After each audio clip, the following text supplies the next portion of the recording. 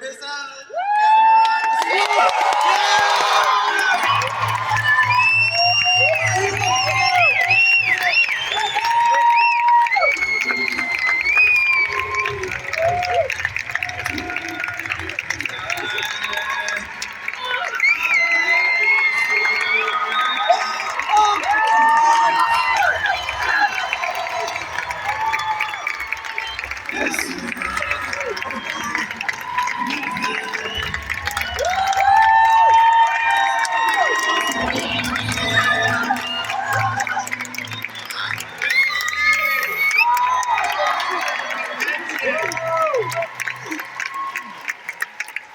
Are you proud to be a Floridian?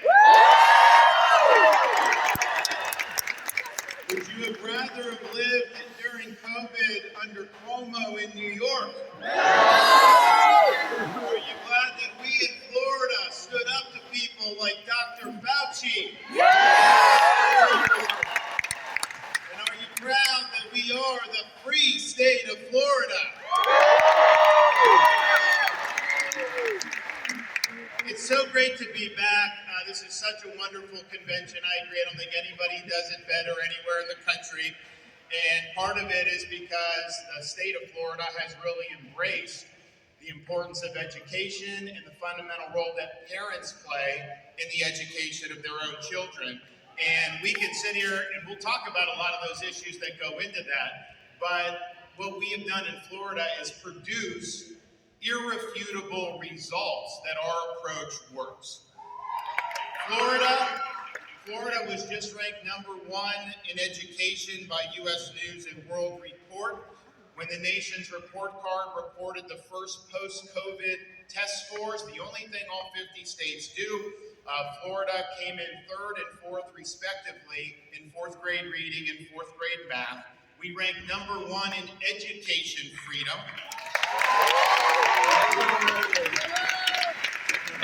We ranked #1 in parental involvement in education.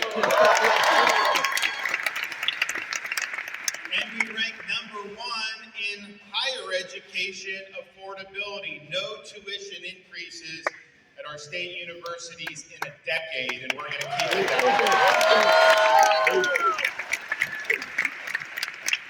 And part of the reason we were able to do that is because while we embrace homeschool parents and provide more support than any state, we also understand that's not something every parent can do. And when it came time to make decisions during COVID, we had to make decisions about, do you follow the crowd? Do you abdicate your office to somebody like Dr. Fauci? Or do you stand up to do what's right and make sure kids could be in school?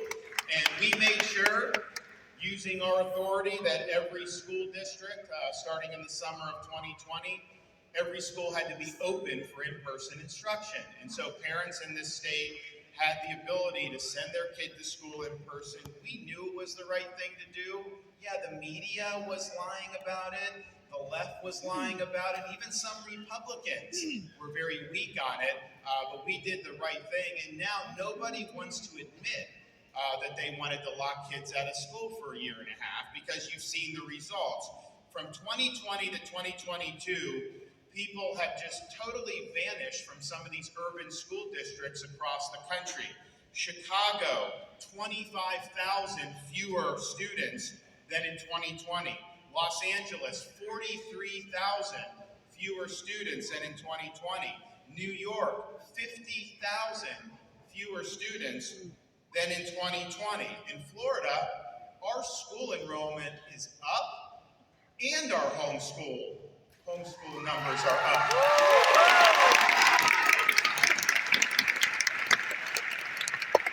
But you think of a place like Chicago, these kids, you're more likely to get shot than you are to get a world-class education in some of these places. What they are doing has been totally destructive. And I think back to COVID when a lot of these school unions were doing everything they could to keep the kids locked out of school. They were trying to say it was too dangerous. And yet, in May, this is 3 years ago, late May of 2020, they started to do George Floyd protests.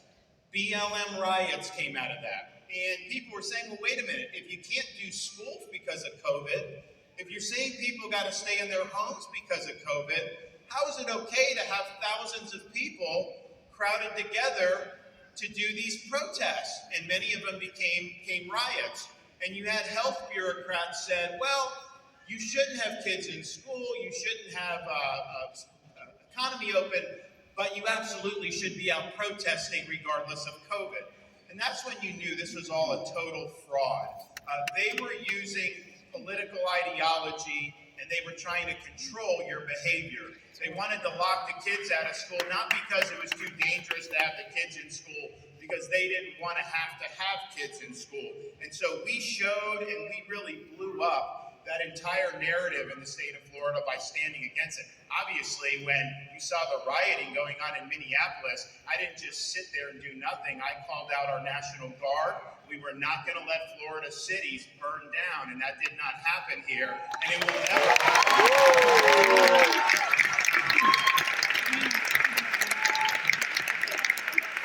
So we have to be honest about the destruction that we have seen throughout our country over the last 3 years, particularly in these urban areas that turn their back on our school children and put the interests of school unions ahead of the interest of parents and students. And education's an important issue. As a governor, I know how important it is for the state, but I also look at it through the lens of being a father of a 6, a 5, and a 3-year-old. And my wife and I, we really believe in our bones in the rights of parents to direct the education and upbringing of their kids.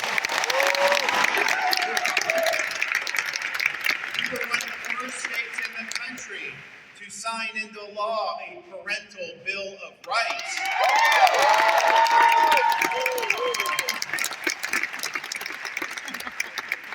And part of parents' rights means you have a right as a parent to curriculum transparency. You have a right to know what is being taught in your kid's school, and if there are materials that are inappropriate because of age or they violate Florida standards, you have the right to blow the whistle on that. Now, we've had empowered parents to do that. Parents have been doing that, and most school districts have been fine, but there have been some that have done some really questionable things. So the parents will blow the whistle if they see something like pornographic books in a middle school library. Of course that is not appropriate, and so they will do that, and that book should not be there. The media, they try to say that this is, quote, banning books. But what you have in a school, you have to make judgments about what's appropriate or not. Doesn't mean you as adults can't buy these books. Some of them, I don't know why you'd buy, but they're available in Florida. Go ahead and knock yourself out if you want to do that. But that's much different than what should be in front of a 10-year-old school child. And so the media, when they talk about book ban, understand, that is a hoax. They are creating a false narrative. We actually did a press conference that we titled Exposing the Book Ban Hoax. And before I had any of the parents talk, before I even talked, we played a short video that just showed what it was the parents were objecting to. Had some graphic images, had some very graphic language, and the news stations who were covering that press conference had to cut their feed because they said it was too graphic. Well, if it's too graphic for the 6 o'clock news, how is it okay for a 10-year-old school child?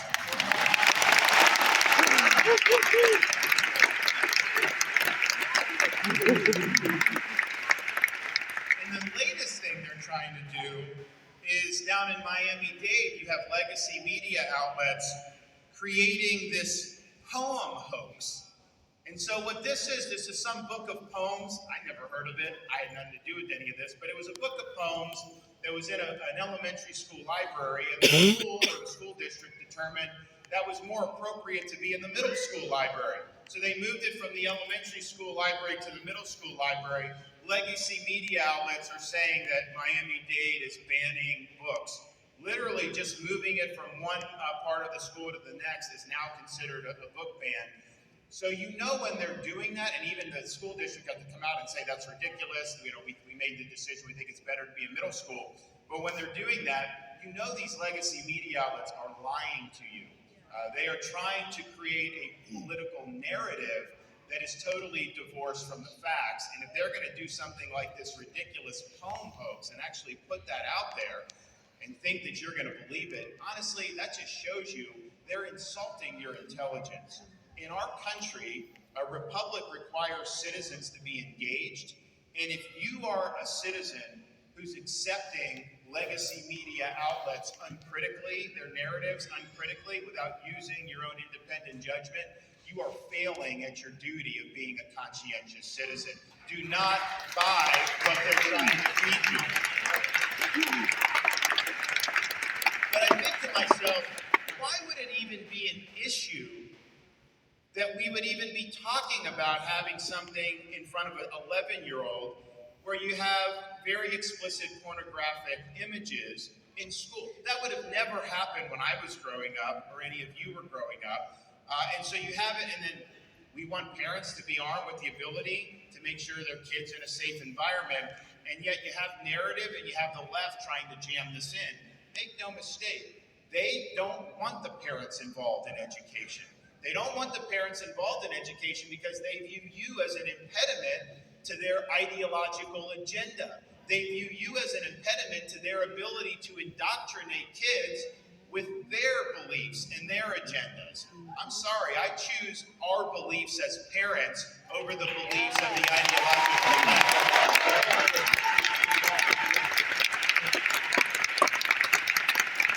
So it's important that we're standing up for the rights of parents to be involved.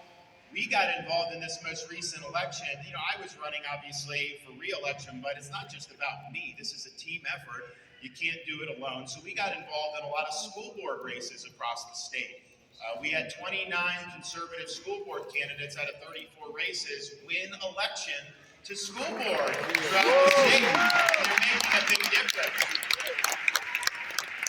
We also understand that our school system should be about educating kids, not indoctrinating kids. And that means we've gone on the offense against toxic ideologies like critical race theory. We have eliminated that in our K-12 schools. We're not teaching kids to hate our country or to hate each other with your tax dollars. And it's important we're very clear about that, but it's also important to say, okay, that's not what you want out of education, but what are you for? What do you want to see in education? And one of the things we've put an emphasis on is getting the Constitution and American civics back in our classroom as a focal point of education. We now actually offer a great course. It's a 50-hour course for teachers where they can take, and if they take it, they get a $3,000 bonus. And it's a course where we have people from places like Hillsdale College, all these experts talking about the foundations of our republic, talking about things like the history of the English Constitution, talking about the religious influences, talking about enlightenment, all these important things that have become a lost art in modern American society. We need to teach these kids what it means to be an American. We need to teach them about our Constitution and our Bill of Rights. We need to teach them why people have been willing to fight and die to preserve our way of life. And so we are doing that in Florida.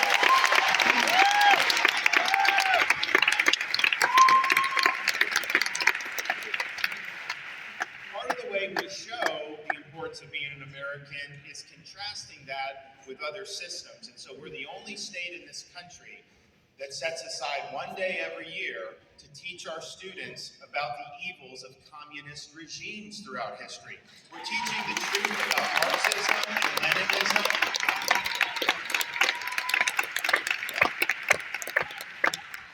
As a parent, one of the things that I think is challenging, and I'm not saying it's ever been easy to be a parent, it's the most important job you can do, but I look back when I was growing up, and I didn't see as many negative influences or distractions as we have now with our kids. And so my wife and I really believe that parents in Florida and throughout the country should be able to send their kid to school, allow them to watch cartoons, just be kids without having somebody shove an agenda down their throats. It is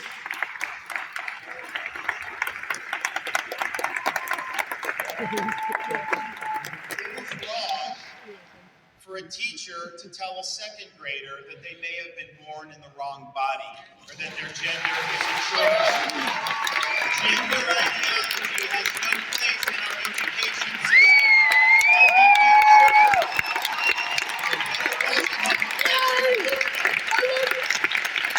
We have put the kibosh on the use of pronouns. You cannot force a kid to choose pronouns in the state of Florida.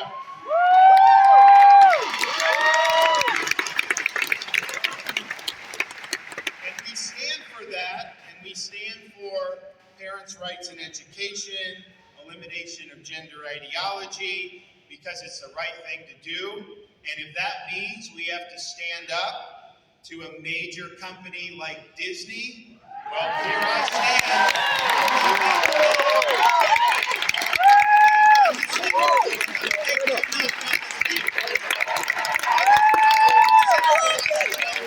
It's wrong to put it in your programming, and it's wrong to try to force that in our schools, and that we will never back down.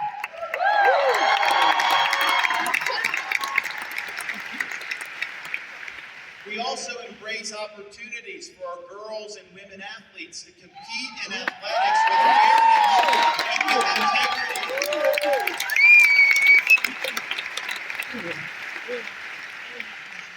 It is wrong to have somebody swim on the men's team for 3 years, then switch to the women's team, and they say you win the national women's championship? That is wrong. That's not only taking away opportunities from other women athletes, it's also asking us to be complicit in a fraud, because that is not true that you are the women's champion after swimming 3 years on the men's team. So we've got to be grounded in truth.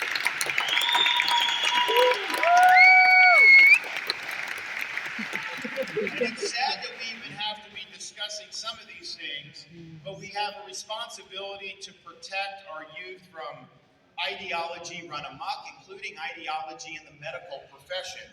And so to that end, in the state of Florida, we have banned gender surgeries for minors in the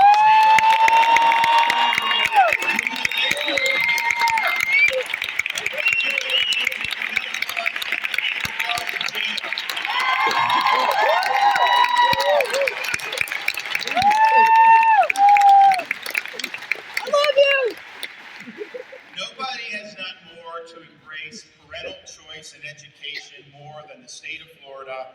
And under my administration, we have more school choice than any place in human history, probably, certainly any place in the United States of America, because we understand how important it is that parents are directing the education of their kids. So we just signed universal education savings accounts for every parent in the state of Florida. The money will follow the student.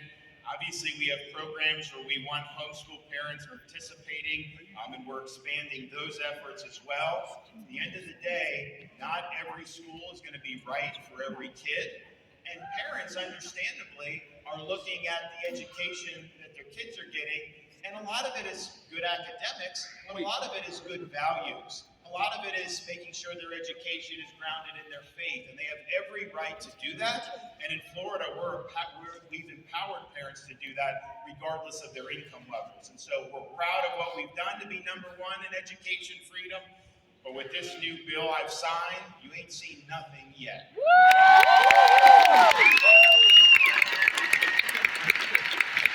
love you! Now, we're also leaning in on having solid, dependable higher education. Because I think if you look around the country, a lot of parents look to see some of these universities and they wonder, if I send my kid to school after 18 years of raising them and putting in our values, is it just going to be undone in some indoctrination center in some very left-wing university? And unfortunately, too many universities in this country, the norm has been not to be pursuing truth or not to be giving students a foundation so they can think for themselves, but instead in trying to impose ideology, try to promote conformity of thinking, and even try to foment political activism.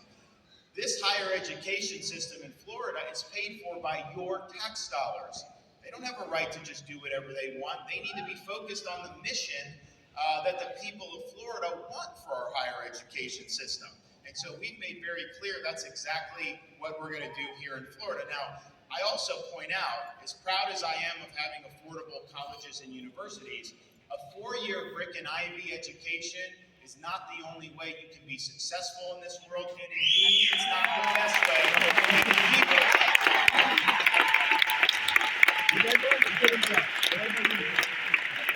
We have promoted technical education, vocational education, apprenticeships more than any state in the country. You can get training in some of these really important fields that are in high demand, and you can be making very good money at a very young age.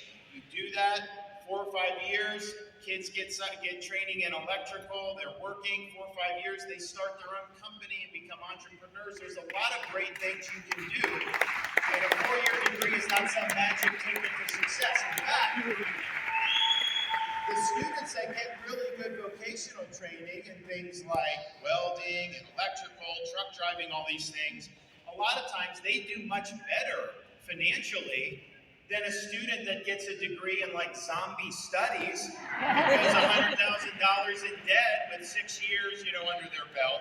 So we're very mindful of that, and we have a very clear message that doing a vocational track, you're not any less than somebody that goes to a college. In some respects, they're better pathways. And so that's our view on that, and we're going to continue to do it. At the same time, we have universities, and we want them to focus on the core mission that universities are supposed to fulfill. And we've taken steps to ensure that. In Florida now, because of our efforts, all tenured professors must undergo review every 5 years and can be let go for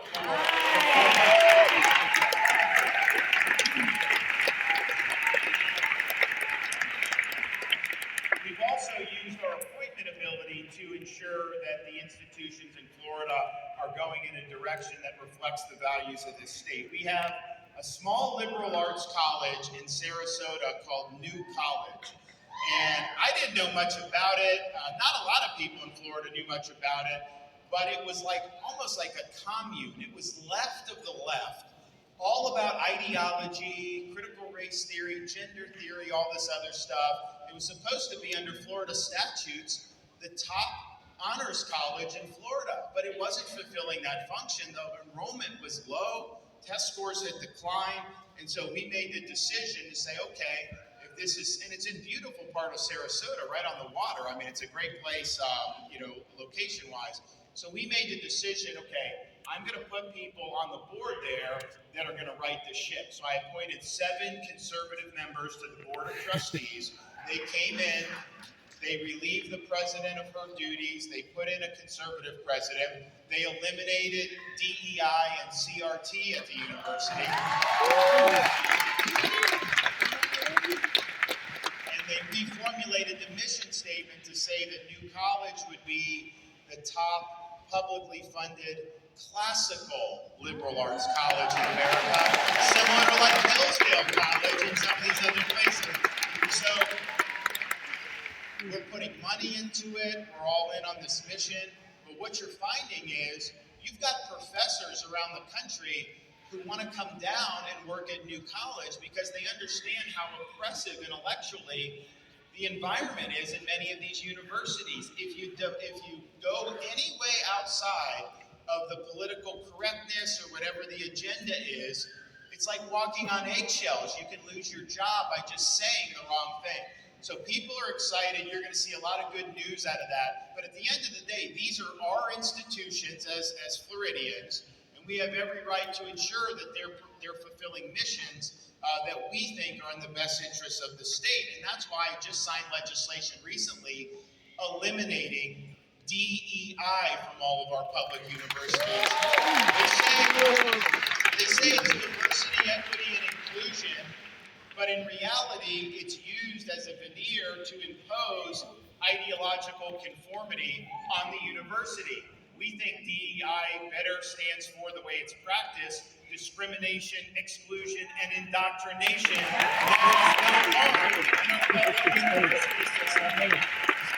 We're the first state to put the nix on it, and I guarantee you other states are going to follow suit.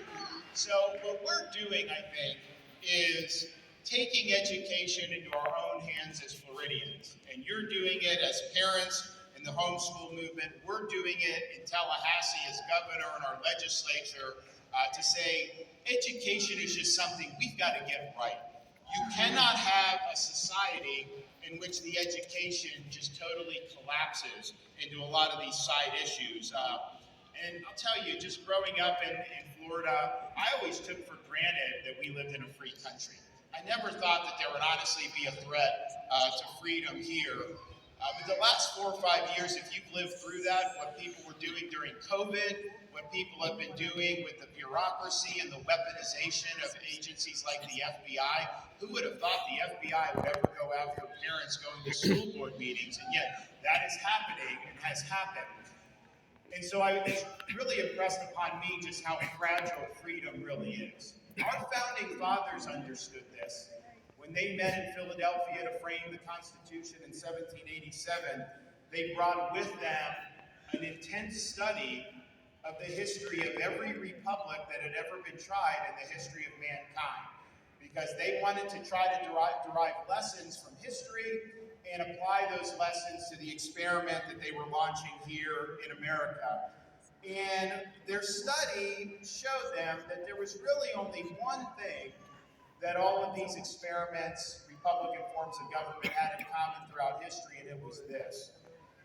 Every single one of them had failed.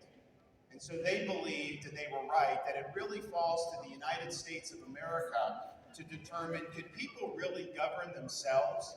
Could we have a society based on the idea that our rights come from God, not from the government?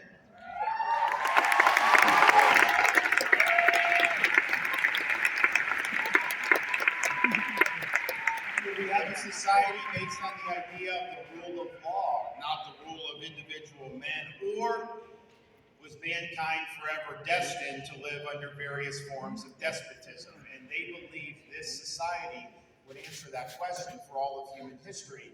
When Dr. Benjamin Franklin was walking out of the Constitutional Convention in Philadelphia, he was approached on the street and asked, Dr. Franklin, what have you given us, a republic or a monarchy? His response was, a republic if you can keep it.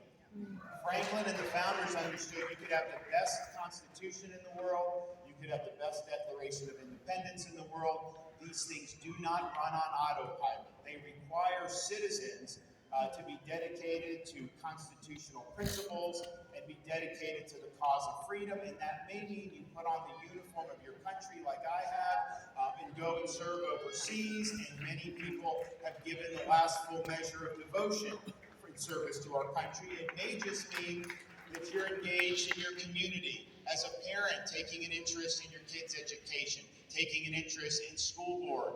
There's a whole host of ways that you can uphold these core principles. I believe the survival of the American experiment requires a revival of true American principles. You are part of that revival. You give us hope that our next generation will carry the torch of freedom. You cannot, if you look at the decline and the corruption of education throughout our country, you cannot look at that as any other thing other than posing a mortal threat to the viability of a free society. What you're doing is fighting back against that. What we're doing in Tallahassee, by empowering parents, by providing curriculum transparency, by fighting gender ideology and CRT and elevating civics, we are doing our part to ensure that freedom survives into the future. Florida is doing it right. Florida is taking on the key issues head on. So much easier to just sit there like a potted plant and not want to get involved in these issues because people fire at you when you take a stand. Heck, a lot of these Republicans are out there saying that we should cave to Disney and give them corporate welfare. Not on my watch, that's not happening.